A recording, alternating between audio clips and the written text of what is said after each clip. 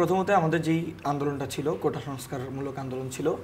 এবং প্রথম দিকে সেই আন্দোলনের সম্পৃক্ততা ওভারঅল কিন্তু সবার ছিল না। চাকরি প্রত্যাশী শিক্ষার্থীরা মূলত এই আন্দোলনে ভূমিকা নিচ্ছিল প্রথম দিকে, কিন্তু পরবর্তীতে আমাদের যে ফ্যাসিবাদী সরকার তার যে পুলিশ বাহিনী এবং তার টোকাই ছাত্রলীগ বাহিনী সহ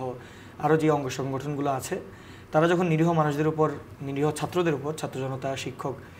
ছাত্রছাত্রী নির্বিশেষে সবার উপর যখন হামলায় জড়িয়ে পড়লো, তখন আর আমরা কেউ আসলে সেটার বাইরে থাকতে পারিনি। প্রথম দিকে হয়তো আমরা গুটি কয়েক ছাত্ররা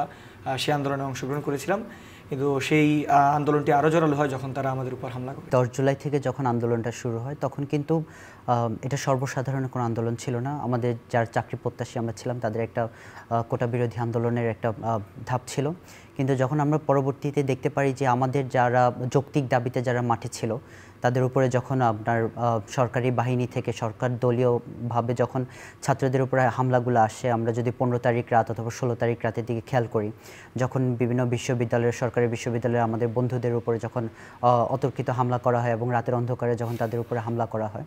তখন তার পরিপ্রেক্ষিতে কিন্তু যখন আমরা দেখি আমাদের ভাইদেরকে ইউনিভার্সিটি থেকে বের করে দেওয়া হচ্ছে, তাদেরকে থাকতে দেওয়া হচ্ছে না, তখন আমরা সকল বেসরকারি বিশ্ববিদ্যালয়ের শিক্ষার্থীরা সবাই মিলে একটা ঐক্যমতে পৌঁছাই যে এইটা এখন আর শুধু আমাদের সরকারি বিশ্ববিদ্যালয়ের ভাইদের আন্দোলন হতে পারে না, এটা এখন আমাদের সকলের আন্দোলন। এই জন্য তখন থেকে আমরা যদি বলতে চাই, বেসরকারি বিশ্ববিদ্যালয়ের শিক্ষার্থীরা কিন্তু 16 তারিখের পর থেকে মাঠে যে অগ্রণী ভূমিকা পালন করেছে সেটা মানে লক্ষণীয়।